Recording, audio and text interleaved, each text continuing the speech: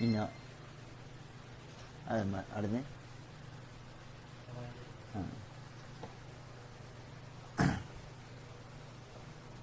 多分これできた多分できた。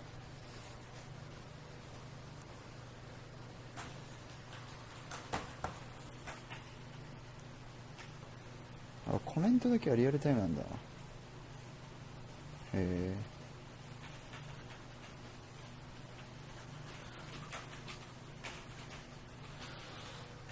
これで見えるから問題なしっしょ。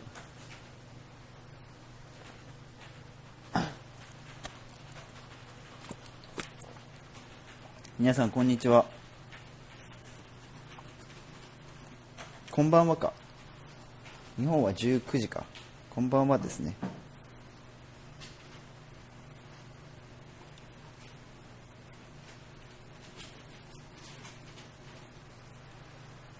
よいしょ。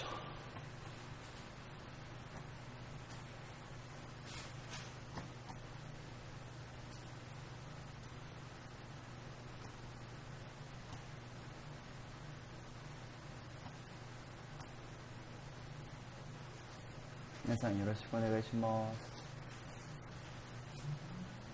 す。なんか今日は若干裁量もやりつつ、適当にお話できればなっていう感じです。声聞こえてるかな？大丈夫？聞こえづらくない？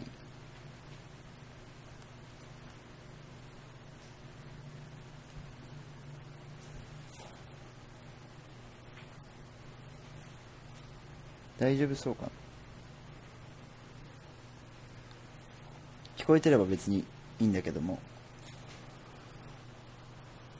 OK です。ありがとうございます。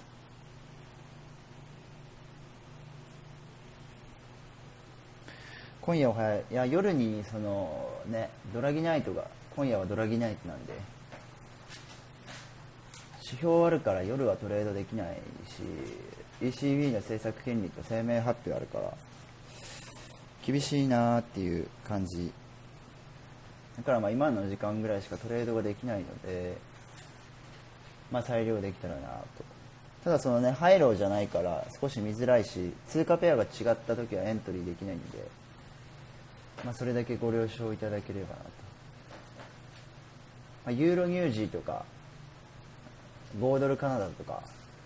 ユーロカナダ、カナダスイス、ポンカナダとかこっちはあるんだけども、あとビットコインとイーサリアムと他がねないんでね。あとクロス円関係がなくて、ドル円、ポン円、5円あったかな、5円あったかな、5円もあるね一応。ない通貨もあるんで、あった通貨だけでエントリーしていきます。XY は別に止める必要ないと思ってるんで、僕は放置してるんで、いちいちもし指標出て相場が悪かったとしてもそれでも勝ち続けたらね、もったいないから、僕は基本回しっぱにしてます。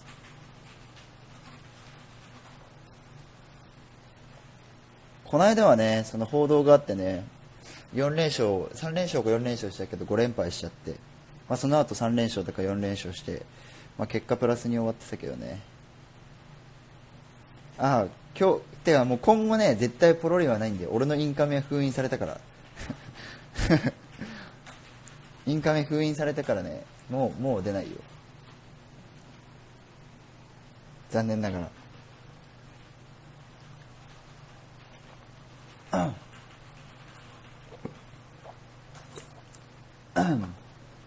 相場静かなんで、なんか聞きたいことあったら回答しようかなっていう感じですね。最近ちょこちょこ質問が来るんですけど、LINE で返しちゃってるんでね。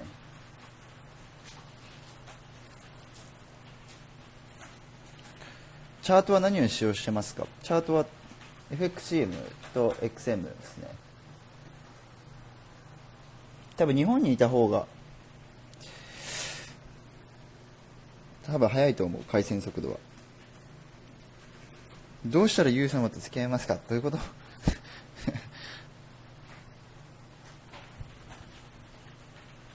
女の子？これ絶対男の子でしょ。今回はハイロじゃないんですね。ポンエンですか？ポンエン全然ですね。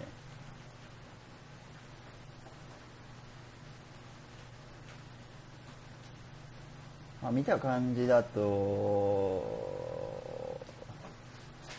面白いと思えるんだったらドルカナダとかじゃないですか。まだまだ先ですけど、ドルカナダとニュージードルとか、ドルカナダ、ニュージードル、ドルスイスですかね、今のところ候補は。ただドル関係怖いから、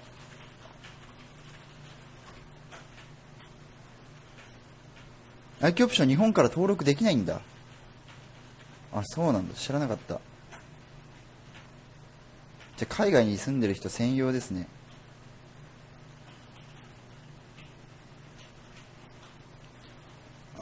ペイアウト率はどのように決まってるんですか？いや、これね、ペイアウト率すごい特殊で、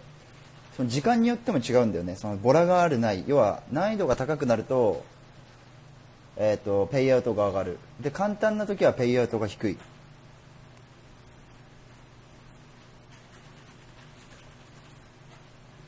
なんで結構その本格的っすね。ガチな感じですね。要は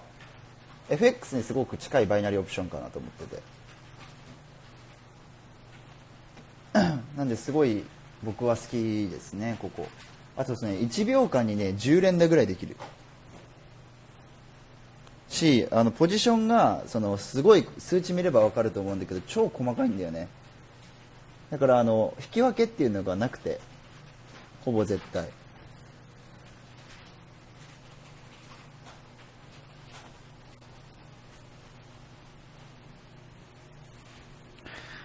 サイクルの質問なんですけど、サイクルはね、バックテストは取れないんですよ。ある程度の一定水準、定義づけをしないとバックテストって取れないので、それに類似したインジケーターを作ってバックテスト取るぐらいですね。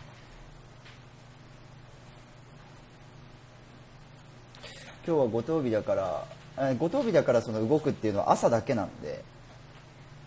今日の朝は動いたんじゃないですか。僕がっつり寝坊したんで、今日朝見てないんですよ。もう2時に起きたんで、日本時間で3時に起きた。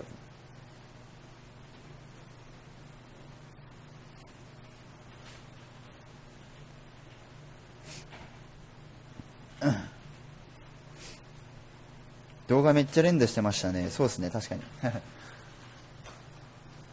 や僕もこれね、3000US ドルから始めてるんで、結構どれぐらいまで増やせるかなっていうのやってるんですけど、頑張ってます。って言ってもほとんど最近チャート見てなくて、ハイロー以外で日本で使用できるおすすめ業者、僕はなんかもうハイローしか信用してないんでね、他の業者、オプションビットとかは出金されましたけどね、ちゃんと。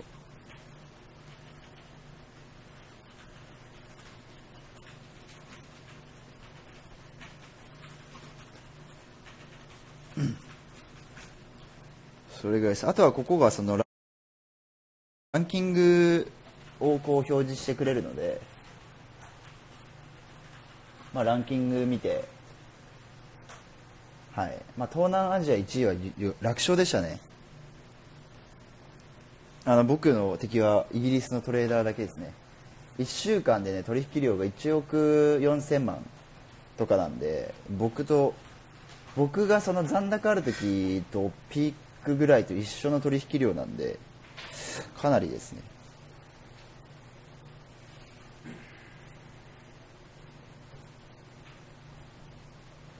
XY 購入予定なんですが、購入後元金いくらぐらいから取引できますか？ベッド数の20倍と覚えておいてください。ベッド数の20倍。要は 5% で運用するっていうことですね。で通貨ペア増やす場合は、その通貨ペアに合ったリスクリワード考えなきゃいけないんで、3% 未満が一番理想で、5000円ベッドだったら10万円入れるじゃないですか。そしたらもうあとずっと放置ですね。例えば1回負けて9万5000円になったから、それに 5% じゃなくてずっと 5% って決めたら 5% でずっと回すっていう感じ。バックテストは全てプログラミングのみで、はい、全部プログラミングだけです。バックテストを手動でやったらやばいでしょ。日が暮れるよ。全部プログラムしないと。バックテストの取り方は僕は載せてないですね。だから Google で検索したら無限に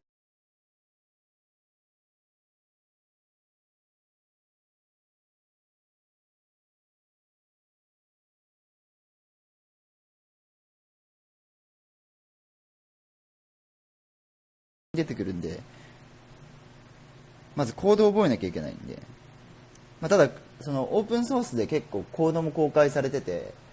ヒストリカルを持ってきてそこに対して検証をかけるだけなんで、そんな難しくないです。ただ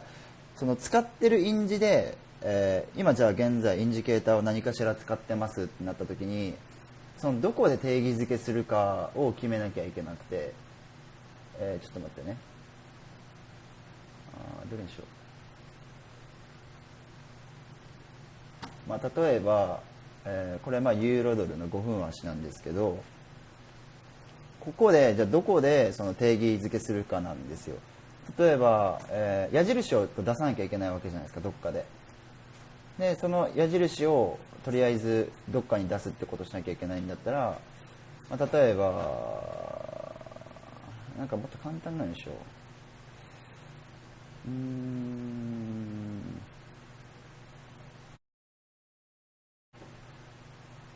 オシレーターじゃなんか使えますか。ストキャスティックか。53シンプルストキャスにしたときに、例えば80に超えたら矢印出すとか、ここからですね。ここかな。で例えばこのメインがサブかメインがどっちかが上になったときとかしたらここになりますね。ここかなの逆張りみたいな。そしたらここでアローを出すようにしなきゃいけなくて、定義づけをしていかなきゃいけない。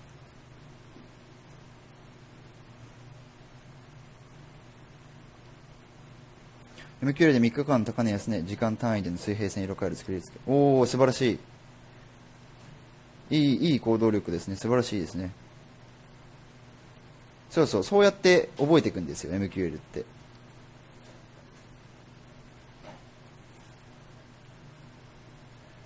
バックテスト取れたらね、マジで金になるよ。一生お金に困んないと思う。だってバックテスト取れて、印字作れたら、自分であとはさ、ノウハウ作って、ね、世の中売りたい人なんていっぱいいるわけじゃん。そんな人に下ろしたっていいし、自分でね、自動売買いいの作ってさ、運用すればいいしさ、もう自動売買と、もうなんかバックテスト取れればもう十分じゃねえかなって思います。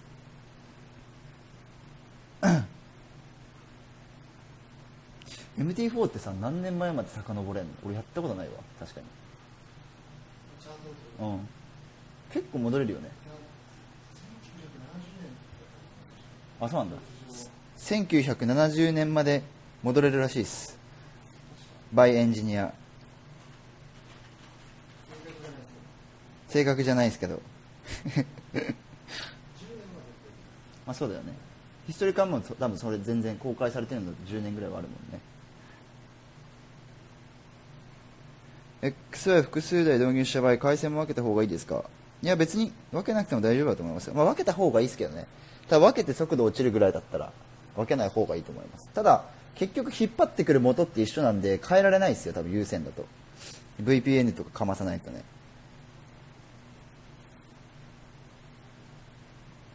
でね、こういう知識をやっぱみんな細かく勉強しないとお金にならない。だから今ね、バックテスト今勉強してますってやってた人は絶対ね、1年後金持ちになれる、本当約束できるよ。金持ちってどこまで金持ちっていうか分かんないけど、全然月収1000万とかは僕は行くと思ってます。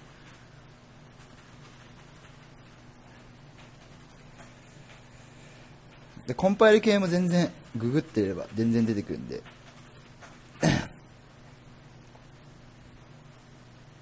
バックテスト自動売買システムにそれぞれ適した言語、C と C できれば全然大丈夫だと思います。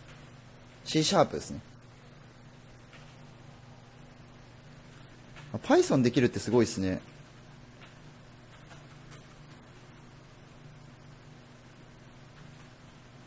L 購入は XI 持ってる人は優遇とかあるんですか？もちろんあります。それは全然あります。いや僕としてはその XI 購入者はもう一生こうお付き合いしていけたらなと思ってるので、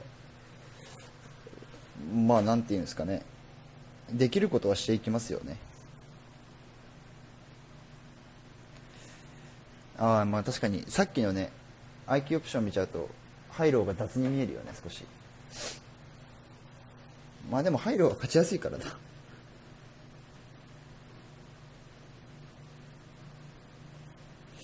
そうですね。シャープについては全く知りません。何が違いますか？僕もね直接コードをかけるわけじゃないんですよ。僕はなんかそのディレクションができるだけなんで、そのコードに関しては無知ではないけど、 C シャープと C 何が違いますかみたいに言われたら何が違うか分かりませんと僕も回答しますエンジニアじゃないからね僕は。HTML はね HTML は誰でもいじれる正直簡単だと思う。でも HTML こうね最初覚えるのってすごい嫌じゃないですか。なんかこうわけわかんないってなると思うんだけど、なんかそれをこう学ぶあれがあったなら、そのなんていうんですかね、踏み込む勇気があったんだったら多分そんな難しいことじゃないと思う。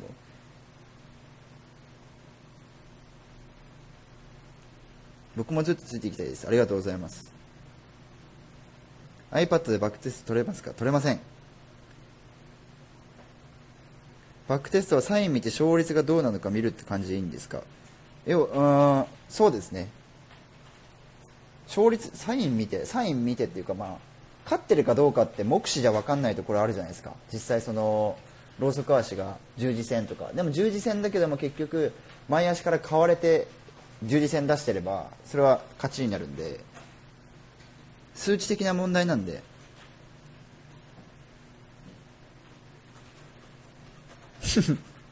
ちなみにエンジニアの名前的なのはありますか？ニートエンジニアカズとか新しい、作っときました。そうですよろしくお願いします。ライブ初めてです。 iPad でバックテスト取れないよね。相当気合入ってる。バックテストの勝率はね正直 56% から 57% 欲しい。 60% はそうそう出ない。本当に出ない。なんかかなりインジケーター知ってる人でも 60% ってそうそう出ないから、あとは作れても結局そのインジが有効かどうかっていうのも分かんないから、本当にね 60% 出すって本当に難しい。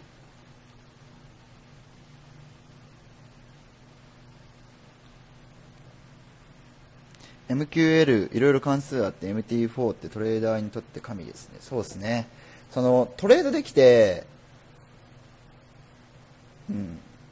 カズさんすごそうなんかカズさんになってるけど、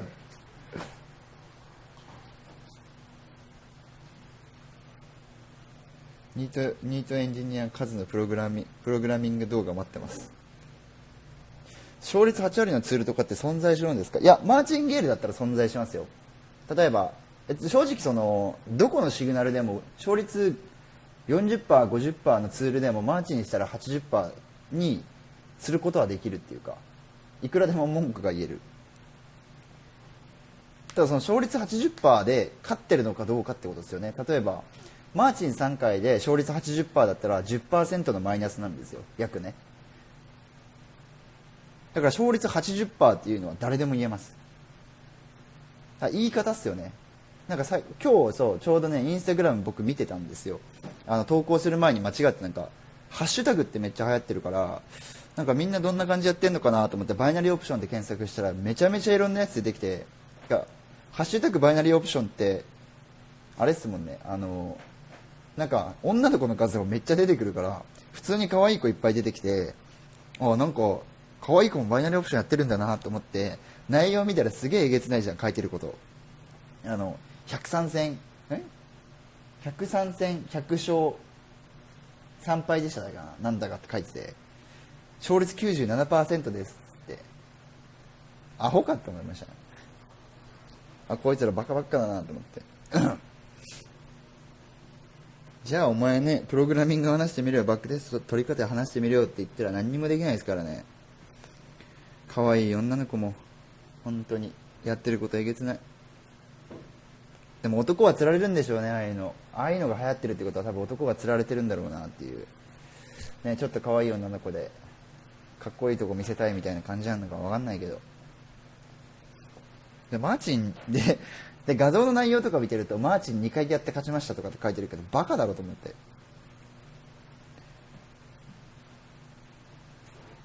もう笑えちゃうよね。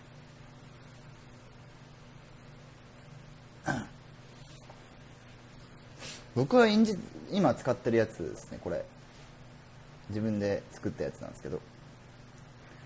LINE ですね。あとはもう別に自分で LINE 引いてこう見てますよ、こんな感じでタンターンって。もうこれが自分の印字ですね、僕の中での指標になってるので。あとプライスアクションと周期ですね、サイクル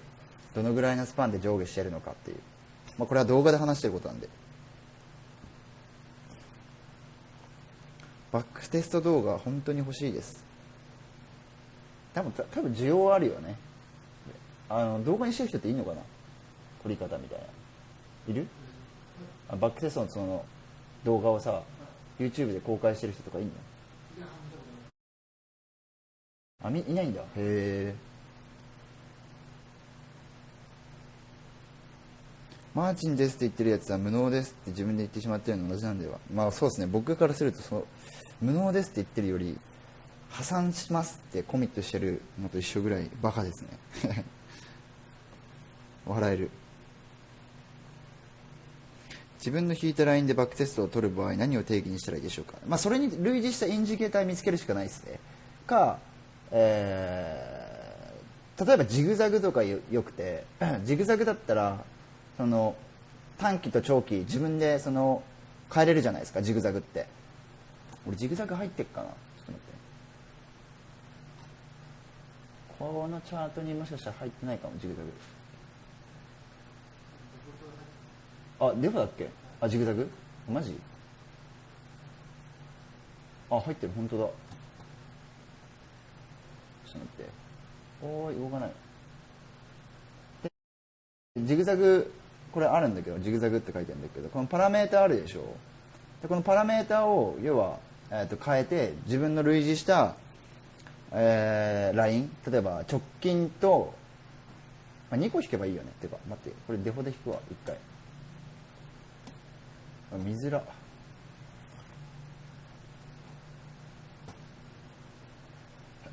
ジグザグ。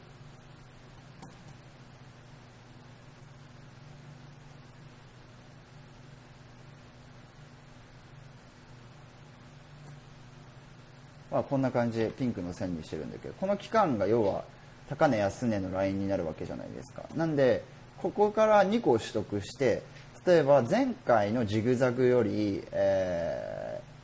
次のジグザグつけてからもう一回そのジグザグにタッチした時みたいな感じにすることもできるし、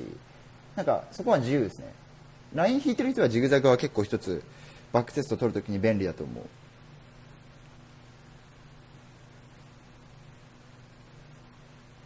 XY はバックテストできるんですか？できないですね。ロックされてます。それはね、ロックしないと全員にコピーされるからね。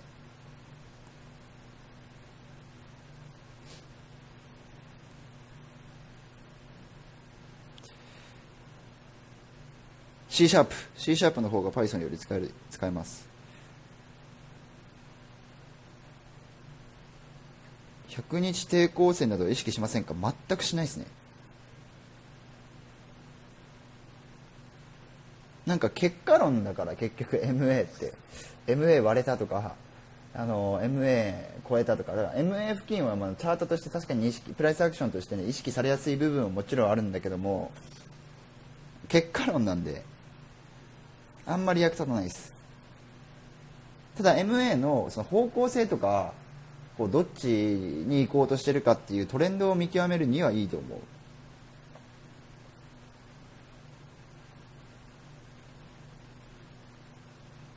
特にグループ配信とか、はいはい、インスタグラムの話ですね。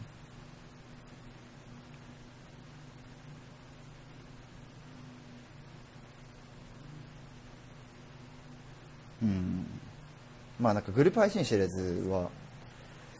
ね、捕まること知らないんじゃないですか。ジグザグって頂点の情報が習得できなかったような、できるよね。多分確定足にしないからでしょ。更新されちゃうけど、その1回されたものに対してのあれは取得できますよ。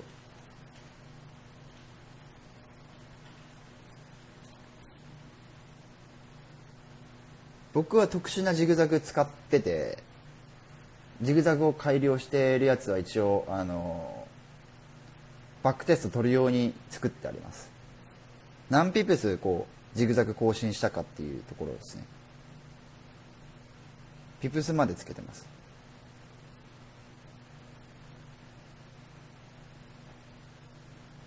今日の XY 様は7回ですね。4勝3敗かな。前日高値安値の反応ってすごいですね。でもいいですよね。便利だと思います。でジグザグもね、その直近期間どうするかで全然変えられるから、こうどこをポイントとしてやるかっていう定義をつければいいんですか。ライントレードって結局ね、そのジグザグとかハイローバンドとか、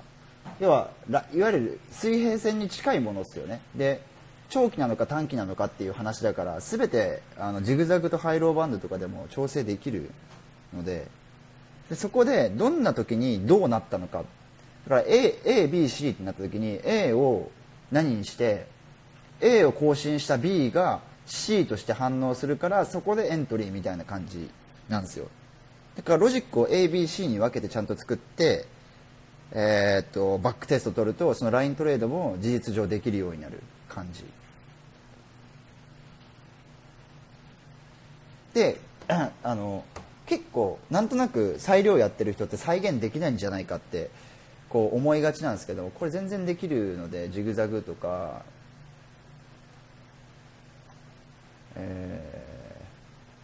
もう一個例えばジグザグつけたとして、パラメータ入力、何しようかな、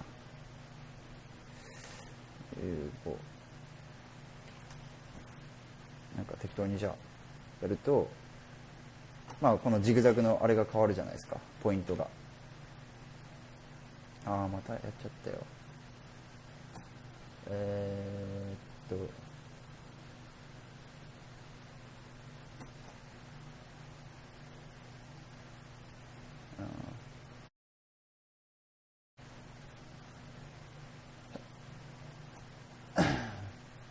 わかります？ポイントずれるの。消してね。こうやってずらしていくと、じゃあジグザグ A とジグザグ B が合致した時、確定足に対して次足逆張りとか、長い長期のジグザグ、短期のジグザグみたいな感じですね。っていうふうに、設定することで一つのラインを見極めることができるじゃないですか。要は長期の、ラインと意識されてる安値高値のラインと、短期の、ラインですね。このジグザグを何個かつけて、プラスアルファなんかバンドつけるなり、なんだろう、レジサポかな、そこら辺にあるレジサポ拾ってきて期間変えてもいいし、でそれより以下だった以上だった、MA の EMA25 以上だった以下だったの逆張り順張りみたいなっていうふうにすると意外と自分のライントレードもインジケーターを使ってサインっていうか一つの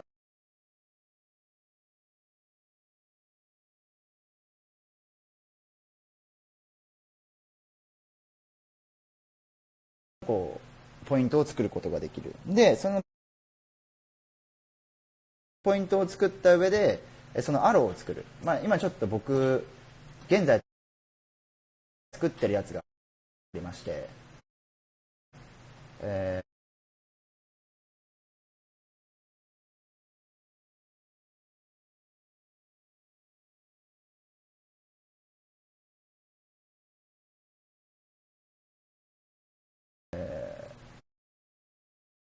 それの一つ参考事例をじゃあ見せてあげよう。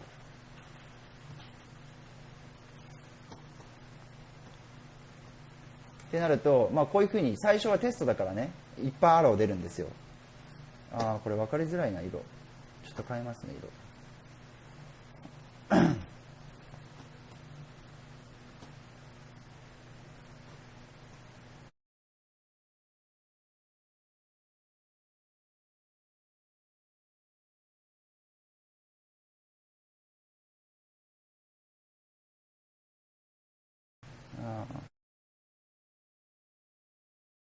黄色じゃない方がいいな。何色がいいかな。赤。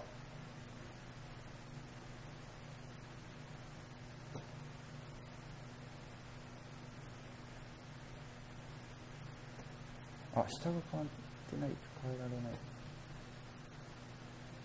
違う。なんか変わんなかった。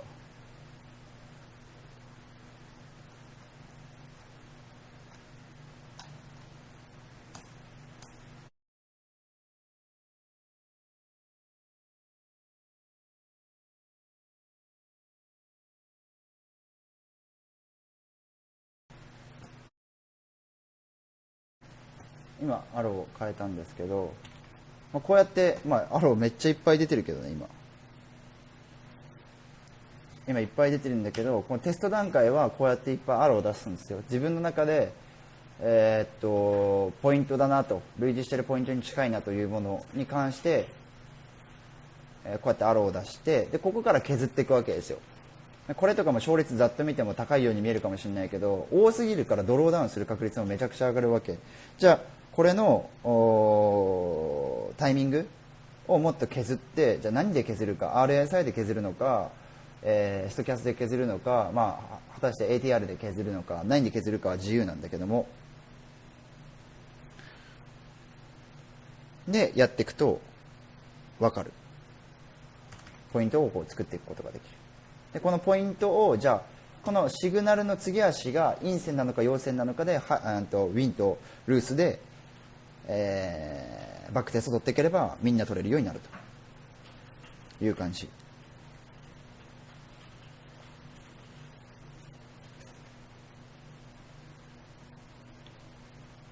なんか俺が話してる間に違う話が進んでいる。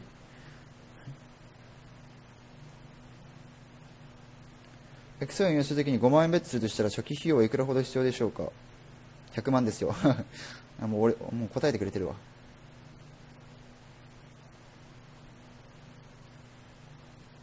XY で累積1500万ぐらい利益出た廃炉を統計されちゃうんですか。5000円制限かかっちゃう可能性は高いですよね。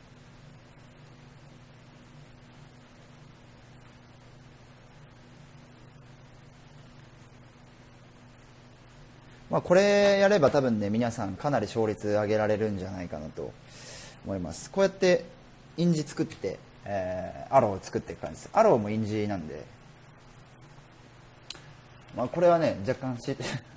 敗作なんかな一応成功作ではあるんだけど、アローの向きが逆になってしまったという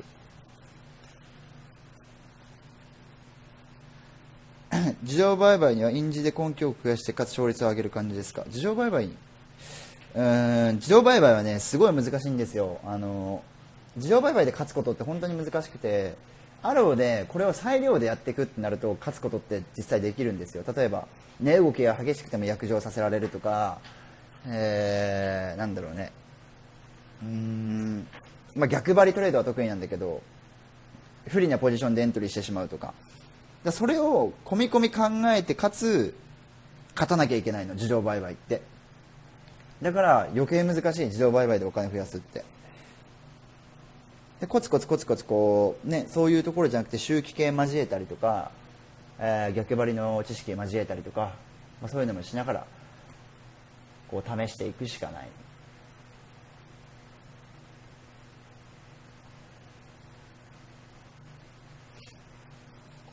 これはね、本当お金もらってもいい話な気がしてる。だってこれもうこれ実践したらもうみんなお金稼げるからね。もちろんその作るために知識とかね、知恵とか絞んなきゃいけないし、やらなきゃいけないことはたくさんあるけども、これができれば素晴らしい。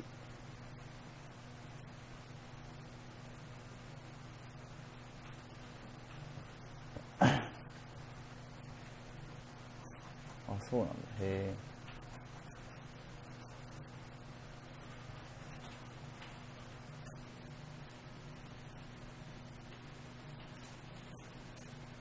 月に30万が目標なら何を勉強すればいいですか？月に30万必要なら何を勉強すればいいか。別にお金じゃないですね。その30万稼ぎたいから何を勉強すればいいかじゃなくて、投資でお金を稼ぐためにはそもそも勉強しないといけないことあるよねっていう話。月に30万なら楽勝ですよとかってね、そこら辺のやつ言うかもしれないけど、それはお金あるやつが言ってるからね。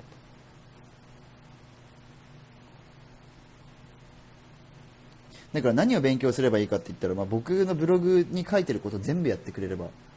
全然稼げるようになると思います。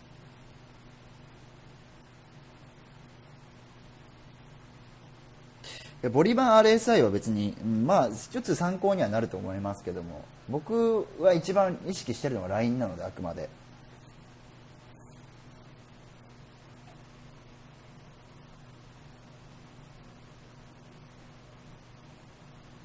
どうやってそんなたくさんのアローが出せるんですか？もう簡単ですよ、こんなの。みんなアローを見ると手震えるでしょ。もうエントリーしてっつって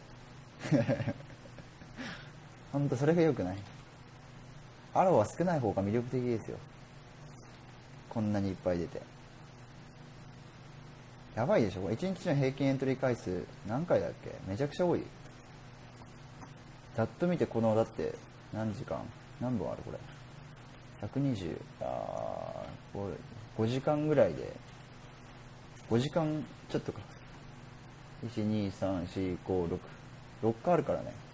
多すぎ。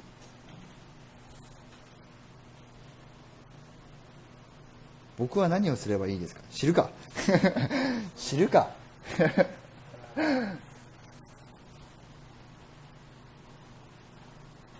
学ぶ順序はね特にない。でもまあ特にないっていうのは言い方悪いんだけども、やっぱまずね、その MT4 とは何かとローズクラッシュは何かっていうところからやっぱり勉強していった方がいいかなとか。あとはまず精神面ですね。その投資だからお金が稼げるみたいななんていうの考え方持たない方がいい。本当投資こそ地味って思った方がいいよ。じゃないとね、何から勉強すればいいですかっていうところから始まるってことは、その自分の中で、まあ、お金が稼ぎたいんだけども投資ならね、もしかしたら何倍もいけるかもしれないみたいな考えもあると思うから、そうじゃなくて投資とは地味であるというところを考えると、まずなんかね、そこら辺に落ちてる情報でもいいし、まず投資って何なのか、投資と投機の違いとか、お金でお金を増やすためのリスクとか、お金とは何なのかっていうところから勉強していくと、お金に対しての知識がつくから、プライスアクションがなぜこういう動きになるか。例えばロング入れる時っていうのは、人間心理上入れづらいんだよね。でも売る時って人間心理上すぐ売るでしょ。怖いから。で人間のその怖いっていう感情っていうのが、いわゆるそのお金紙幣に対しての恐怖っていうものがあったりとかってなると、なんかこういうローソク足ができるってこういう心理状態なんだなっていうところから、一番最初にこう、ね、見えてくるものがあるわけですね。でその怖いって感情からじゃあどういうねインジケーター売られすぎ買われすぎっていう風になっていくのかで売られすぎたら絶対買われるわけ買われすぎたら絶対売られるわけじゃあなぜそれができるのかって言ったらさっきのプライスアクションの自分の心理状況であったりとか、最初のねお金に関しての学んだことがあるから、より普通の人より買われすぎ売られすぎの状況が理解できるわけですよってことを考えるとまずね最初はそこから勉強するといいでその後にじゃあ何を勉強しなきゃいけないか、ただただローソク足を見ても勉強になるわけじゃないじゃあどういう状態なのが、いわゆる上がったり下がったりするなのか、下がりやすいのかって言われると、逆方5法と呼ばれるものがあったりとか、1分足5分足時間足と、トレンドとかよくわからない用語がまずいっぱい出てくるからそういった用語をまず覚えてで覚えたら今度はどういう時に、そういう風になりやすいのか自分がずっと1分足5分足をずっと研究し続けてこういう時はよく落ちてるこういう時は上がってるじゃあそれはどういう状況なのかって言ったらインジケーターというものを入れてインジケーターを学んでみようとそしたらインジケーターの勉強を一つ一つしてみる RSI とは何なのかストキャストは何なのか RCI とは何なのか移動平均線とは何なのか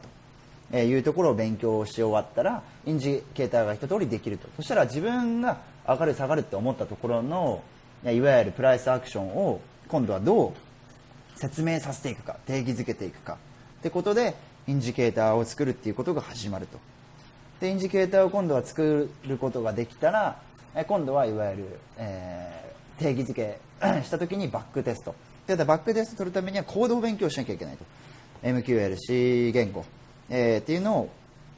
やっていくと、なると今度は、じゃあ MQL とコードを勉強しようでコードを勉強したらバックテストを取ってみようでバックテスト取ったらこんだけの勝率なるほどと 60% 出すってめちゃくちゃ難しいんだなとすごい世界だと損益分岐 53.19% の世界で戦ってるのにそんなに難しいんだと2分1ならいけるんじゃねと思ったら意外と出ないと、いうところを知っていくと今度は投資の難しさを覚えていくとで今度投資の難しさを覚えていくとそしたらもうひたすらもうバックテスト取って、右肩上がりに行くのはどうやって、なんていうのかなこう上がっていくのか、どういう時にこう上がりやすいのか例えばオシレーターというものは右肩上がりになりやすいのかそれともデコボコしやすいのか、ボリューム系はどういう風なグラフ値を作るのか、っていう風にこうやっていくという風にするとなんかこういろいろ見えてくるものがあるんじゃないかな結局全部なんか順番話しちゃったけどね話しちゃったけど今の手順でやっていくとすごくいいと思いますでここまでじゃあ、できるようになるのってどれぐらいかかるのって言ったらもう当然半年1年はかかるとなんで今すぐにお金を稼ぐというのは投資は難しいんですただその1年後2年後、投資だけでお金を食べていきたいとか、今後ねその投資を軸としたライフスタイルを築いていきたい例えばすごい世界旅行が好きな人とか、世界にこう飛び出る人が好きとか、自分がやりたいことを例えばねなんかミュージシャンとか、そういう素敵な夢がある方っていうのはね、すごくいいと思います時間がない中でもこうお金を稼いでいくとそういう感じの人はすごく向いてるんじゃないかな投資は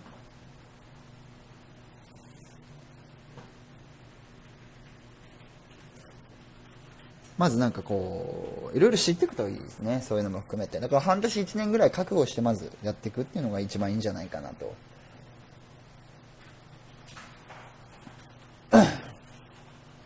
思いますよ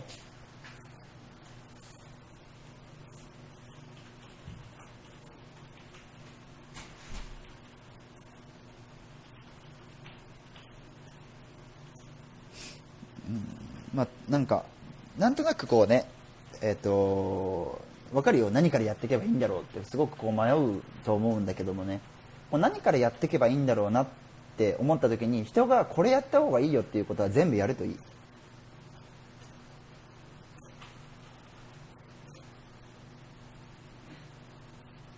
なんか例えば、親とかさなんか今まで生きてきた中でねいろいろ言われるじゃないですか例えば親にねこうしなさいああしなさいとでそれがね間違ってることってほとんどなくてだから投資家さんとか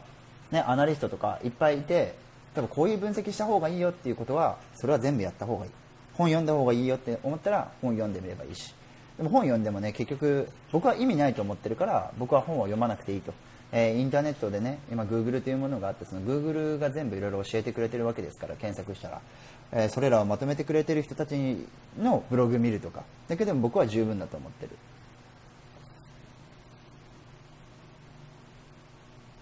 だから裁量を覚えるっていう前に、裁量を覚える前に以前にね、やらなければいけないことがあるんだよってことを頭に入れておいてくれると、非常にね、こうなんかなんかこんなことやらなきゃいけないんだなっていうことをこう学んでいけるんじゃないかな、たくさん。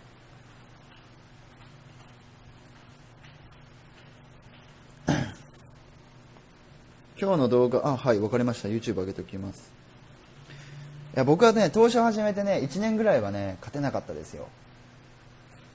1年間はマイナスでしたね。2年目でやっとちょっとプラスになってかなぐらいな気がする。3年目、2年目でもうプラスかな。2年目でプラスな。僕も投資歴は4年、ちょっと5年いかないぐらいかな。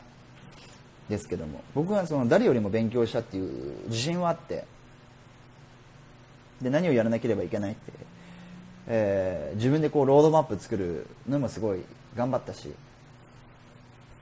ロードマップはすごい大事ですね。こうどうやっていかなければいけないのかとか、そういったところは重要になってくると思う。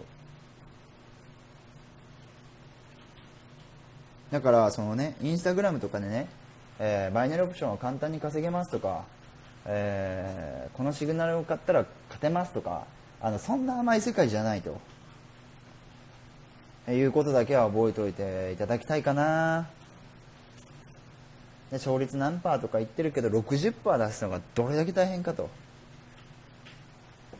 いうことを頭に入れてやったら、そもそも 60% が出すものが難しいって考えたら、マーチンゲールだって危ないし、マーチンゲールも危ないし、そもそも資金管理が狂うってこともないはずなの。例えば普段5000円ベットしてるのにいきなり1万円と、1万円やったら2万円って 50% が3回負ける確率って 12.5% ですよ。3回負ける確率 50、25、22 ってそうだね、 12.5 で10回に1回はあり得るわけって考えたら、なるほどと、全然負けることってあるなと。 12.5% って割とね、パチスロやってる人は分かるけど引けるしね。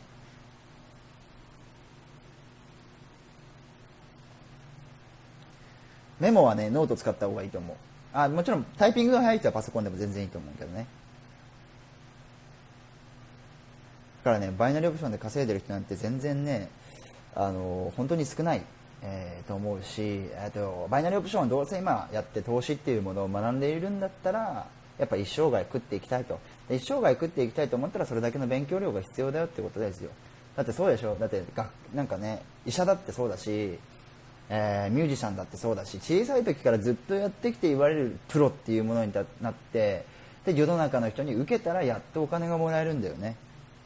僕はそれぐらいすごくこう投資の中でプロって、ね、1年2年でなれるようなものじゃなくて、本当にね、5年10年でも本当はなれないと思って。だから僕自身もまだまだ見習いだし、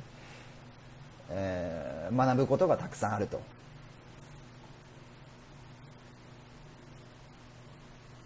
ということです。だからたくさんこう学んだ方がいいし、投資でお金を稼ぐってそんな甘いことじゃないということを知ってくれたらね、そこら辺にいる人からこう騙されたりとか、そこら辺に言ってる人が本当なのか嘘なのかっていうことは見抜けるようになるんじゃないかなと僕は思ってます。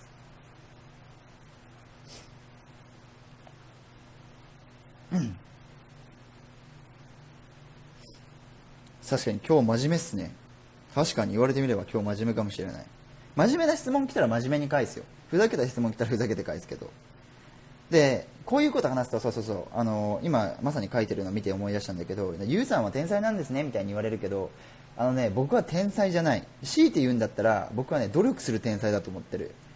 皆さんよりね、ストイックに勉強する自信もあるし、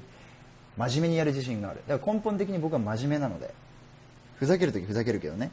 ね、女のケツをおかずにしてくださいみたいなことをふざけて LINE で話したりもするし、インスタグラムでね、そういうライブをふざけたライブもしますけど、人間だもん、ふざけるよ。でも真面目にやることは俺は真面目にやる。だからね、真面目にやりゃいいんだよ。真面目にやりゃ。天才っていうと自分の中で区切りつけるでしょ。じゃあユウさんにはなれないやって思うでしょ。俺は盆栽だからできないやって思った時点で何やってもできないよ。ユウさんができたんだったら俺できんじゃねえ。だってあいつ中卒やしね、言葉汚ねえし、なんかアンチ来たらムキになってるしみたいな、そんな低レベルのやつがお金稼いでんだったら俺できるわみたいなぐらい思わなきゃダメ。もっと自分に自信持つといいと思う。俺だって今ね、こうやって投資のことを話せるのもやってきたから話せるわけよ。やってなかったら話せんよ、こんなに。ってこと考えたらさ、みんなだって同じぐらい努力できてさ、俺より頭いいわけだから全然できると思うよ。エンジニアさんとの付き合い、2年ぐらいかな、エンジニアとは。でもね、2年だけどすごく濃い2年を過ごしていて、本当毎日一緒にいるから、お互いこう言いたいこと伝えたいことっていうのはこうすごくこう掴み取るのはいいかもしれないですね。いいエンジニアさんを見つける方、いや正直難しいですよね。こうエンジニアとこう巡り合うっていうのはね、僕もやっぱここはすごく課題だったところですね。その最初の部分で。いつ聞いても20代と思えないです。いやいや、僕ね、全然、でも説明は割と上手な方かもしれないですね。ヒゲのピップス意識していますか？意識している際、何分足何ピップスくらいのものでしょうか？固定されたピップスは別に特にないですね。どっちかっていうと、実体に対してのパーセント。例えば、これ、ローソク足、実体あるでしょう。このローソク足に対して、だいたいこれだと、135の、30なんで、まあ、4分の1ぐらいですかね。25% ぐらいじゃないですか。ということはまあ 25% っていうふうに定義する。ファイナリーはこの先もずっとあり続ける投資だと思いますか？はい、思います。だって現に今イーサリアムとこれなんだっけ、ビットコインあるからね。バイナリーオプション今ここにあるからね、BTC。 ここで出てこないよ。どこで出てきたっけ、忘れた。どっかで出てくる。ありますよ、もうすでにあります。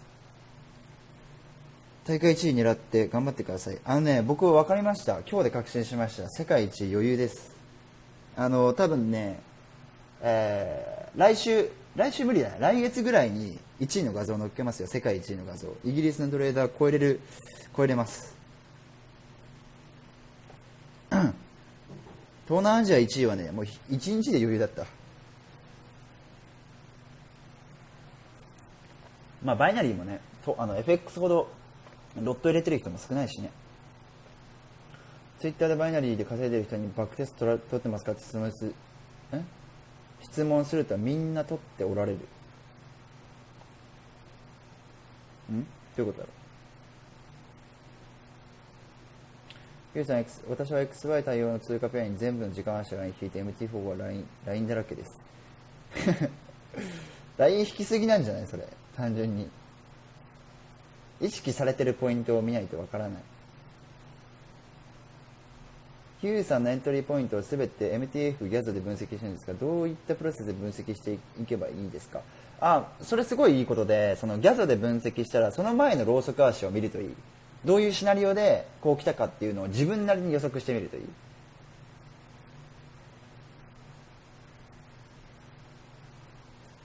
高校の先生そんなこと言ってたのを思い出した。そう、何事もやってみなきゃわからない。エンジニアさんも投資家さん、そうですね、投資やってますよ、バリバリ。やらなきゃバックテスト取らんでしょ。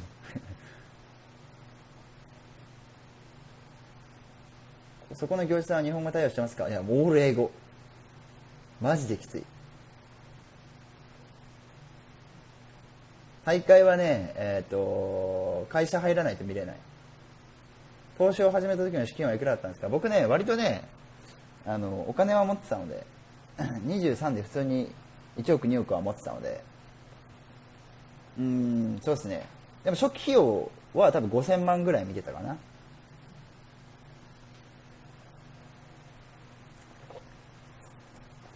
向こうもユウさんのことを意識してると思います。多分してると思います。急にランキング入るとランキングのあれが出るので。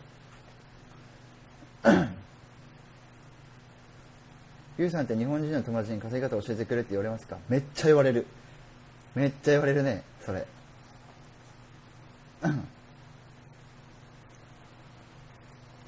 僕とかめちゃくちゃ田舎に住んでる、地元が田舎なんですよ。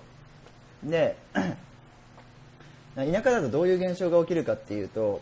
もともと僕も昔ちょっとねやんちゃしてた時代もあって、あいつは無理だと、あいつが会社経営したりとか何かこうやってうまくいくはずがねえって超言われてましたよ。で借金まみれで死ねぐらいに言われてたから、もうざまあみろですよ。最近地元帰ったら英雄ですよ、本当に。やたら長い日が有効なのか、それとも勢いで伸びすぎただけなのか見分けるのも実態に対する割合ですか。その通り。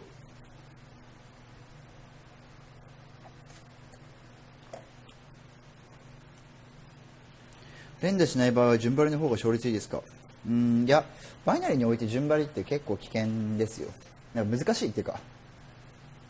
なんかいい感じにならない。順張りはその長い時間軸で見なきゃいけないから、短期的にこう見るっていうのは順張りってすごく難しい。例えばチャート見れば分かるんだけど、1分足とかね見れば分かるけど、買われたら下がるわけ、買われたら下がるわけ。でもこう下がるポイントっていうの、ここの間で判定されてしまうと結局負けるでしょ。じゃあ長い時間にしなきゃいけない。でも長すぎたら負けるわけで、ここが難しい。でもここの方が取れやすいんだよね、俺は。下がるって分かるから、どっかで。でも上がるタイミングってどっちで上がるか分かんないから、僕はなんか目線は下げで見ちゃうから逆張りの方が好き。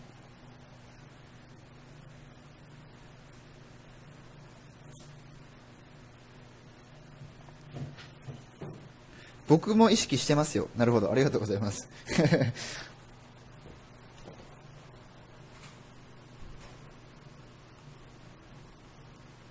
ポン王子チャンス近いですけど、前日高値にまたトライ。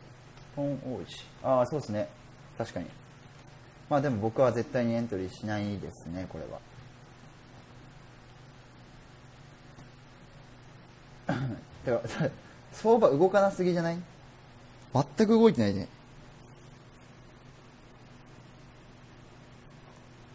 自分も現在20歳で将来起業するという目標があるのですが、周りにバリバリ批判されます。そんなもんですよ、そんなもん。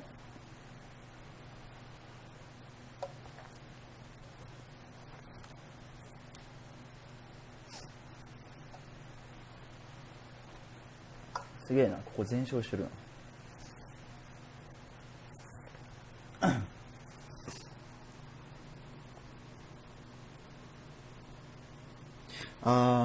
EA 作れるのですが、バックテスト 54%。これ、ハイローでってことかな。EA 目線での 54% だったら俺はいいと思う。リスクリワードが何対何かだけど。バイナリーオプションでのバックテストで 54% かな。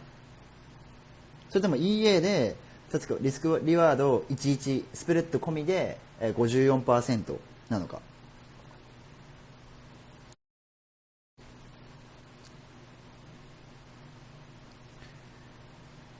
ライントレードの時に判定時刻はどのように決めまれてますかその時のラインを意識してる。例えば、ここにしよっか。見えるかな。ここラインじゃん、一つ。ジグザグでちょっと見えづらいんだけどもラインになってて、すごい大型の A でフィボナッチ 100% で跳ね返ったっていうシナリオで、ここに、V を作ってる。でここも1回反発してるってなると、確かにここってすごいいいなと俺は思う。しかも段階があって、1個あって次2個あるから、よりここの階がすごく強く溜まってる可能性が高いと。でピプスも50と、十分な幅があるってなると、僕は多分ここからエントリーしていくでいいんですけども、ここの前のラインを見たときに長めだとより多く反発してると。確かに短くてもね反発してるんだけど、ってことは長めかなっていうところで、長め判定15分、13分から8分かなのところで入ってる、俺だったらっていう見方してる。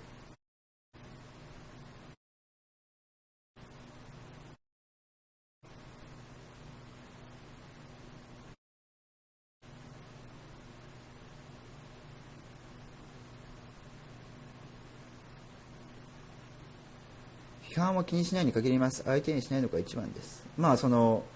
企業とかでさこう批判されるってすごい俺も気持ち分かって、なんだろうね、無視していいと思う。例えばそれが親に批判されてるんだったらもう家出してもいいと思う。生きたいように生きた方がいい。俺はなんか自分の割とすごい濃い人生歩んでると思うんだけども、自分で自分が生きたいように生きて、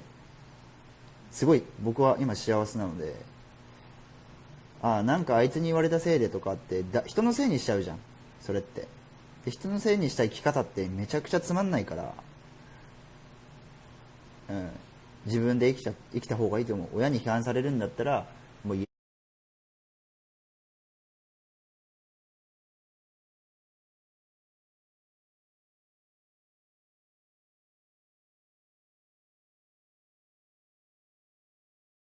出する。で恋人に批判されるんだったら別れる。いいと思うよそれで。